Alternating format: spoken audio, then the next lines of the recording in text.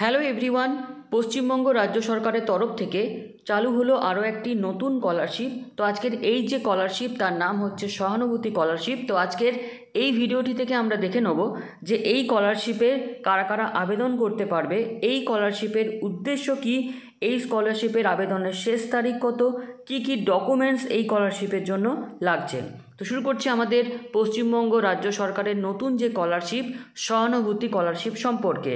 পশ্চিমবঙ্গ রাজ্য সরকার বরাবরই রাজ্যের পিছিয়ে পড়া মানুষদের জন্য বিভিন্ন ধরনের জনমুখী প্রকল্প নিয়ে হাজির হয়েছে। এর মধ্যে অন্যতম হল প্রতিবন্ধী ছাত্রছাত্রীদের লেখাপড়া এবং ভবিষ্যৎ জীবনকে সুগম করে তোলার উদ্দেশ্যে পশ্চিমবঙ্গ রাজ্য সরকারের পক্ষ থেকে নিয়ে আসা হলো সহানুভূতি স্কলারশিপ।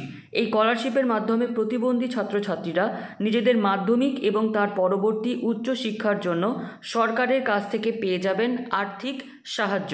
আজকের এই প্রতিবেদনে সহানুভূতি স্কলারশিপ সম্পর্কিত যাবতীয় তথ্য ছাত্রছাত্রীদের সামনে তুলে ধরা হবে।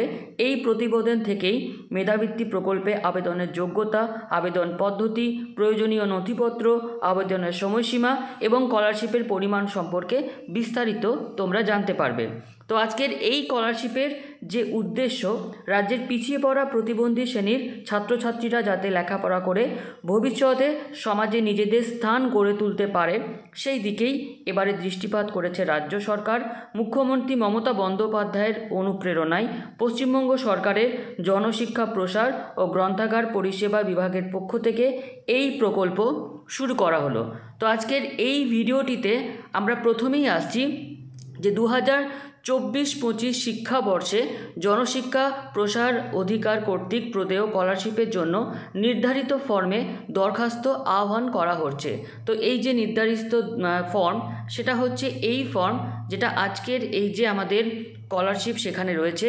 তো এই ফর্ম তোমরা কিভাবে ফিল আপ করবে, প্রথমে তোমাদেরকে ফিল আপ করতে হচ্ছে আবেদনকারীর নাম, পিতার নাম, জন্ম তারিখ, তারিখ, মাস, বছর এইভাবে লিখতে হবে। অক্ষমতার প্রকৃতি, আবেদনকারী প্রতিবন্ধীর অক্ষমতার শতাংশ, প্রতিবন্ধী শংসাপত্রের অনুলিপি সংযুক্ত করতে হবে। জাতি সাধারণ, তপশিলি জাতি, তপশিলি উপজাতি, অনগ্রসর শ্রেণী এ, অনগ্রসর শ্রেণীর বি, এটা তোমাদেরকে উল্লেখ করতে হবে। তোমাদের ডান দিকে ফটো এখানে অ্যাড করতে হচ্ছে।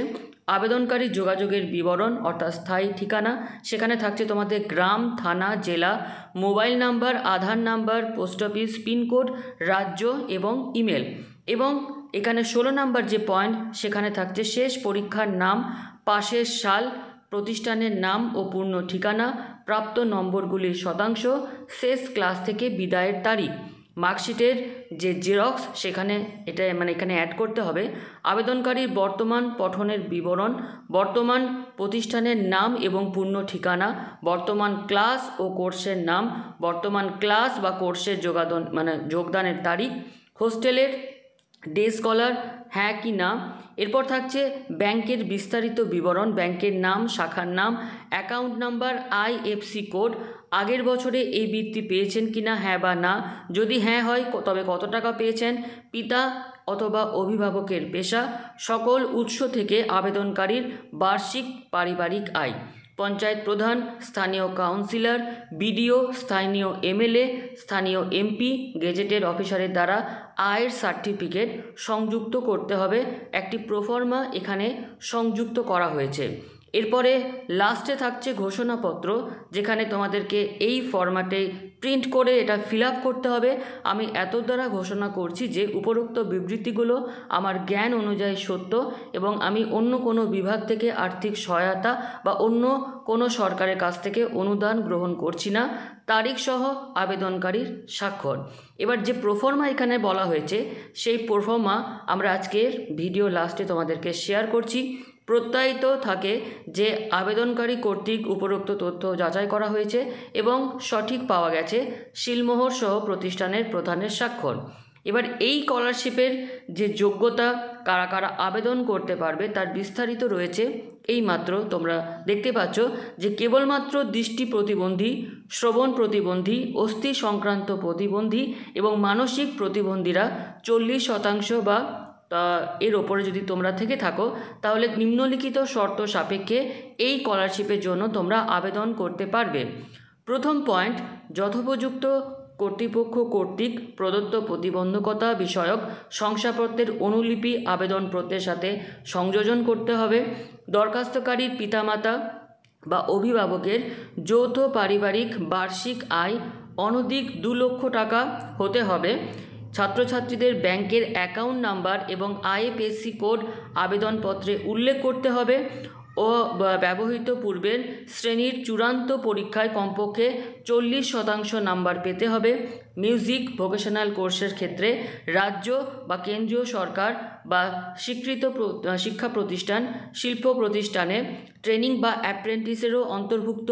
আবেদনপত্র যথাযথভাবে পূরণ করে প্রয়োজনীয় কাগজপত্র তোমরা 27শে ডিসেম্বর 2024-এর মধ্যে যে কোনো কাজের দিনে সংশ্লিষ্ট জেলা জনশিক্ষা প্রসার আধিকারিকের কার্যালয়ে এই ফর্ম ফিল আপ করে তোমাদেরকে জমা দিয়ে আসতে হবে।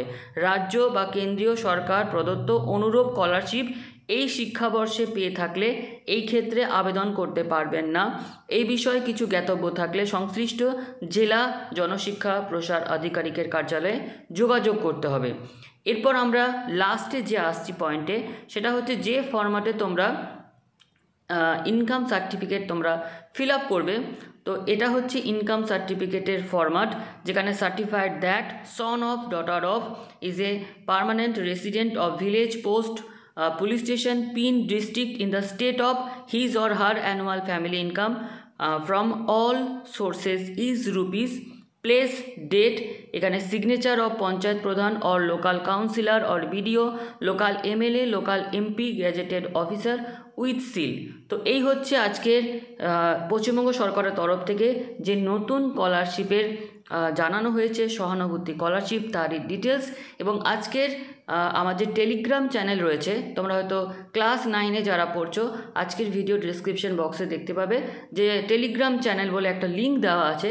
সেই লিঙ্কে গিয়ে কিন্তু এই যে পুরো প্রোফর্মা সেটা আমি শেয়ার করে দেবো। তো এই ইনকাম সার্টিফিকেট হোক বা আবেদন যে পত্র, সেটা তোমরা ওখান থেকে প্রিন্ট করে ফিল আপ করে যারা যারা এই স্কলারশিপের জন্য যোগ্য তারা অবশ্যই তোমরা আবেদন করে দিও। তো আজকের এই ভিডিওটি আমাদের এতটুকুই। ধন্যবাদ।